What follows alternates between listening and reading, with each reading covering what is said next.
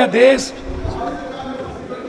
वसुधैव कुटुंबकम का है, सर्वधर्म संभव का है और सार्वभौमिकता का एक नैसर्गिक दर्शन है।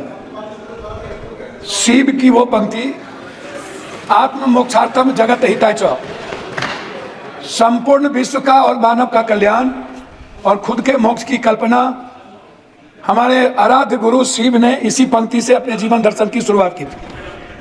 और यह जो देश है ना, यह आध्यात्मिकता पर है, यह कंप्लीट किसी धर्म या किसी मजहब पर आधारित देश नहीं है। यह मानवीय मूल्यों के लिए जाना जाता है।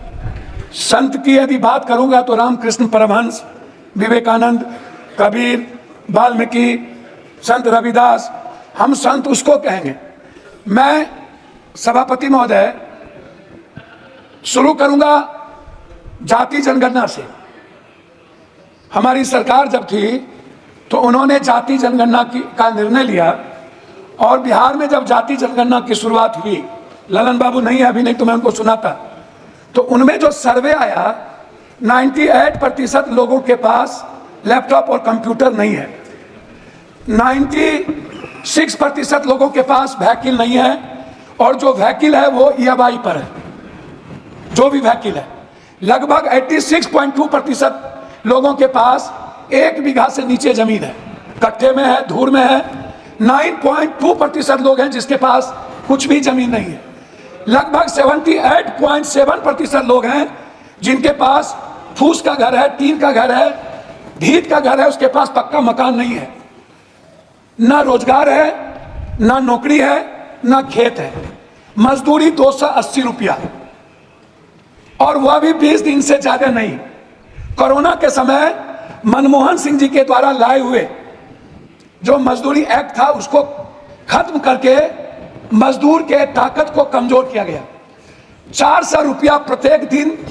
बहस पहले भी हो चुकी थी कि मनरेगा छोड़ दीजिए, मनरेगा का तो बजट घटा दी गई।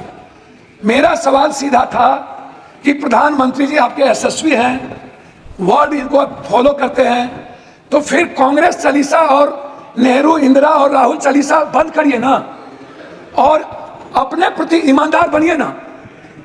मेरा आप तो प्रधानमंत्री जी और बीजेपी को राम पर भरोसा नहीं रहा, उनको बीजेपी वाले को प्रधानमंत्री जी पर भरोसा नहीं रहा।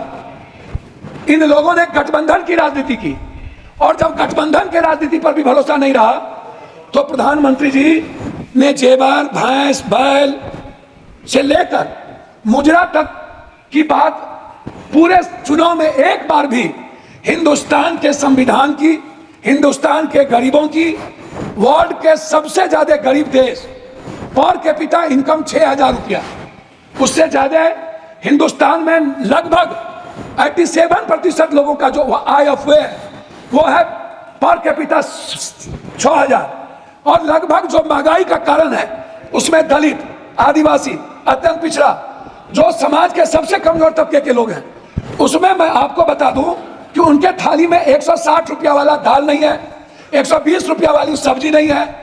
प्रधानमंत्री जी यदि इतने सशक्त हैं तो मैं यह जरूर जानना चाहूंगा कि 84 करोड़ लोगों को 5 किलो अरवा चावल आज भी टैक्स के पैसे से क्यों देना पड़ता है? मैं सर मैंने बोल रहा 7-8 मिनट 6 बार के, मेरा रिक्वेस्ट है, मैं उस पर कहना चाहूंगा। मेरा रिक्वेस्ट है, जाति जनगणना पूरे देश में डबल इंजन की सरकार है। यदि आप ओबीसी से नफरत मत करिए, दलितों से आप दूर मत होइए। मेरा रिक्वेस्ट है, बिहार का विशेष राज किसी भी परिस्थिति में, जो आपने पहली बार गांधी मैदान में कही थी और आरा की सभा में कही थी कि हम बिहार को अपना बनाएंगे, अब मेरा है, और बिहार को हर परिस्थिति में विशेष राज का दर्जा देंगे और विशेष पैकेज देंगे मिथिला, कोसी, सीमांचल और मगध को, हाई डैम के लिए, वहां के मक्का और मखान पर आधारित किसान के लिए, उस इलाके से बाढ़ की मुक्ति के लिए, उस इलाके के इंफ्रास्ट्रक्चर के लिए। लेकिन अभी तक उस पर कोई चर्चा नहीं हुई। आंगनबाड़ी की बहनों की स्थिति आप देखिए, आप ममता की स्थिति देखिए।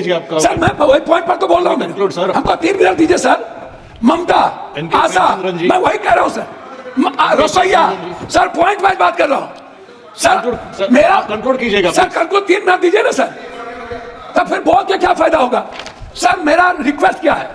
मेरा रिक्वेस्ट है, रिक्वेस्ट बताइए फाइनली कि बिहार में जो मैं आंगनबाड़ी की किसकी बात कर रहा हूं सर, एक भी जगह दलित और आदिवासी के में ओटीएफ नहीं है। आप चल के जांच कर लीजिए। जनरल योजना लगभग बर्बाद हो चुका है सर।